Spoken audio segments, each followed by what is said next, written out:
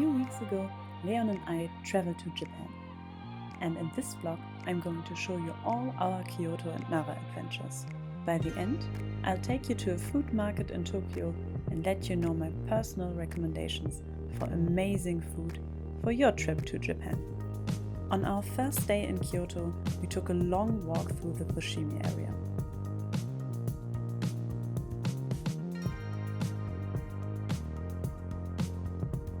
On our way to the Fushimi Inari shrine, we passed countless other temples and shrines. They were literally everywhere.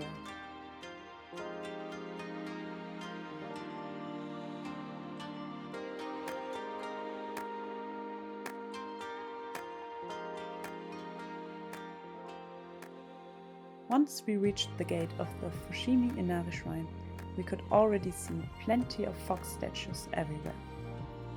This is, of course, not without reason. The shrine is named after the deity Inari, the god of rice and agriculture, fertility, tea, sake, industry, general prosperity and success. So yeah, as you can guess, Inari is pretty important. Since foxes are often seen around rice fields, they are believed to be the messengers of the rice god. Kitsunes, which is the Japanese name for foxes, are also believed to have the ability to shapeshift, to cause illusions, as well as to speak. We were sadly too exhausted to reach the top of the mountain, but we made it far enough to get an amazing view over Kyoto.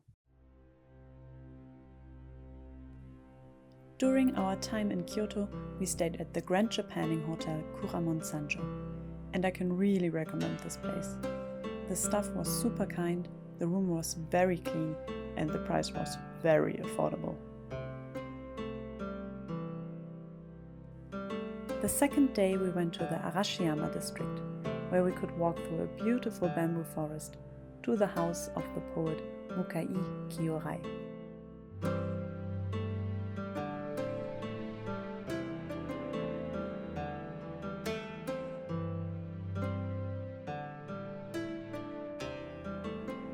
The hut is called Rakushisha, which translates to the cottage of the fallen persimmons. Kyorai named it after an event that occurred at this hut. He had 40 persimmons trees in his garden, heavy with fruit he had already arranged to sell. The night before they were to be picked, though, there was a great storm, and the next morning there was not a single persimmon left on the trees.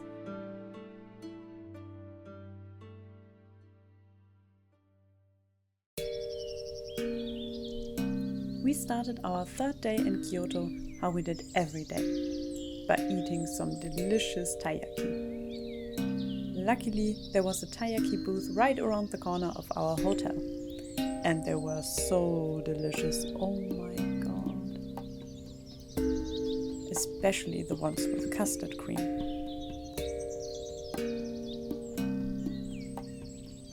After feeling re-invigorated, we went to the Gion district, which is also known as the geisha district in Japan.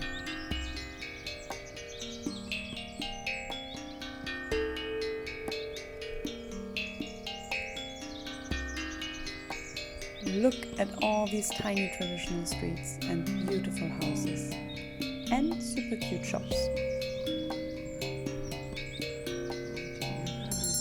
Despite the authentic geishas, there were also a lot of tourists wearing a kimono and dressing up inspired by geishas. Fun fact, by the way, the geishas of Kyoto don't call themselves geishas, which translates to artists. Instead, they call themselves gaiko, meaning woman of the arts.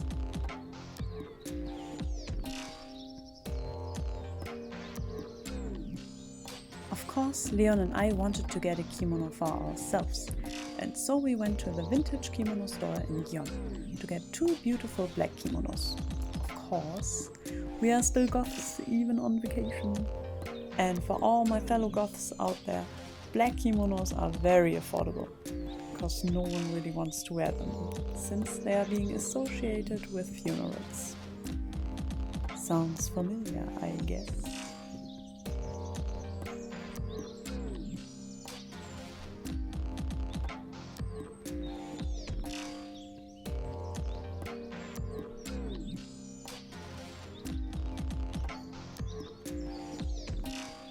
We spent the late afternoon visiting some shrines in the area and eating some delicious udon noodles.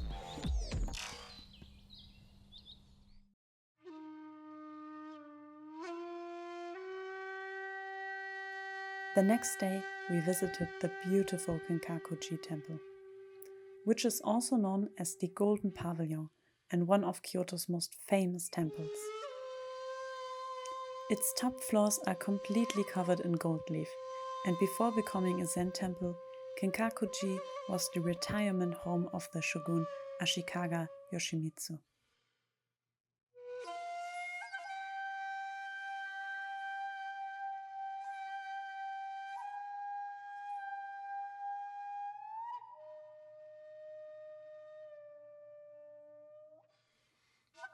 The whole area of the temple was absolutely magical, and I'm so happy that we decided to visit it.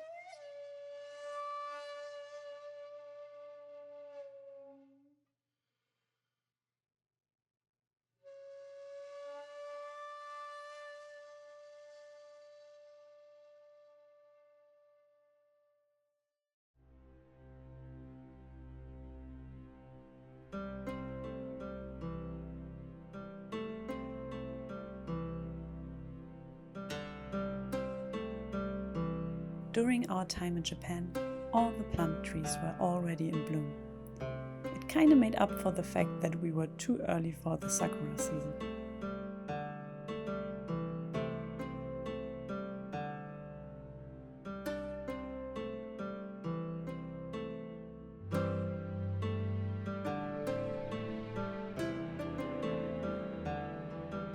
After walking for hours, we made a stop at this tiny shop to get some delicious karage.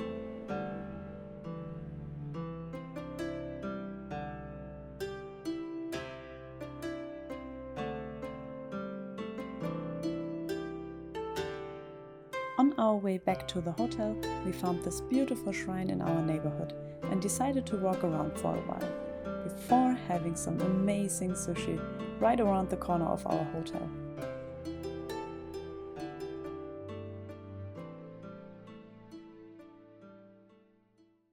We just made the best decision ever because we went to a tiny street corner to get one of these, a crème brûlée donut, and they gave us one for free. Woo-hoo.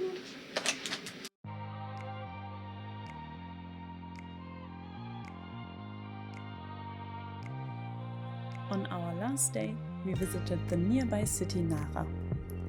And I think you can guess why. Look at all this cuteness. The deers have become a symbol of the city and are also believed to be a messenger of the gods. Leon and I had a super relaxing afternoon there, hanging out with all these cuties and of course eating again. Later that day, we visited Kodaiji in the Higashiyama district. Kodaiji was established in 1606 by the wife Nene of Toyotomi Hideyoshi, one of Japan's greatest historical figures.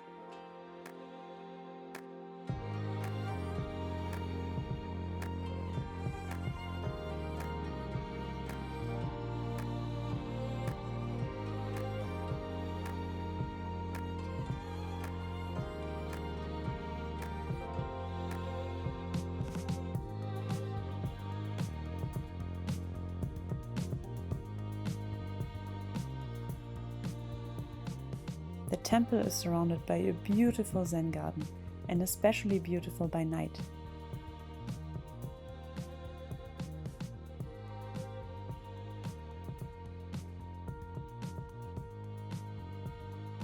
From there, you have a beautiful view over Kyoto. Kyoto was actually my favorite place to visit, with its beautiful old architecture, rich culture, and super kind people.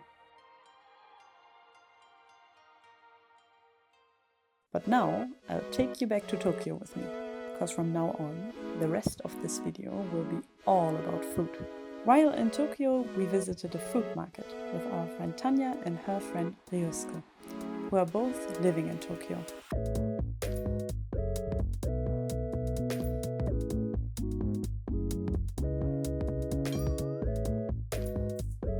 It was awesome to have someone who knows the area and can speak Japanese, showing us around and giving us plenty of tips for amazing food. And of course, talking about amazing food, we had to have some sushi. And since it's one of Leon's and my personal favorite, we also got some taiyaki. This time Kabukichō shaped though.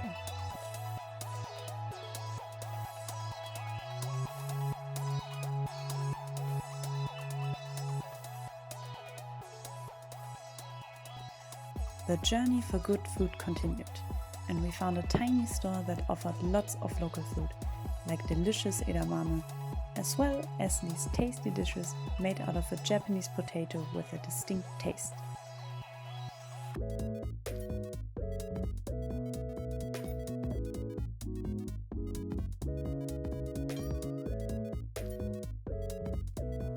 We ended the day by relaxing at a bar that gave me some serious Blade Runner vibes. And now finally to my favorite dishes and food recommendations. The first one is the famous Okonomiyaki restaurant Sometarō. All the restaurants are linked in the video description, by the way. Okonomiyaki is a savory pancake that contains a variety of ingredients. Batter and cabbage are the basic ingredients, but you can add to it whatever you prefer.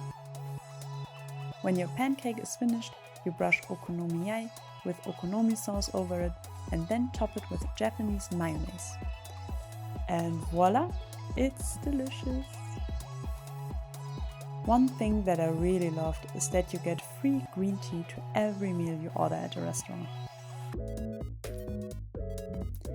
And a secret tip that I can give you for amazing sushi is the Sushi Dokoroonoya restaurant in Kyoto. It's run by a super kind old couple, and there I learned that winter sushi includes some warm soup and delicious omelette. And if you are interested in yummy karage, this is the place to be. I already talked about it, but you have to try some taiyaki while staying in Japan.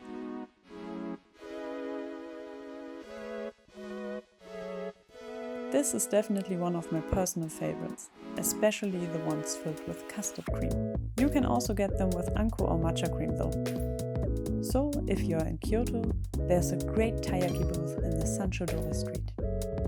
For all you soup lovers out there, I can really recommend Kinea in the Kyoto station. Awesome food for an awesome price.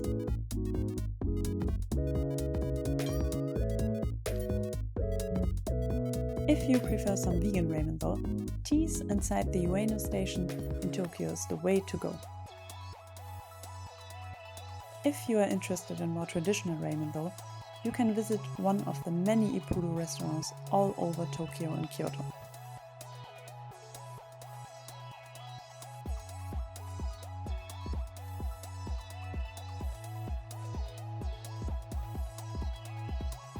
Another favorite of ours was the delicious hot pot we had at Xiǎoféiyáng in the Shinjuku district in Tokyo.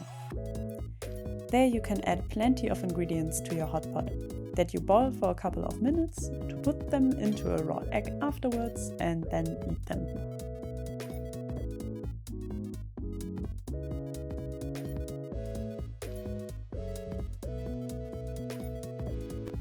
We even went to a German restaurant in Tokyo.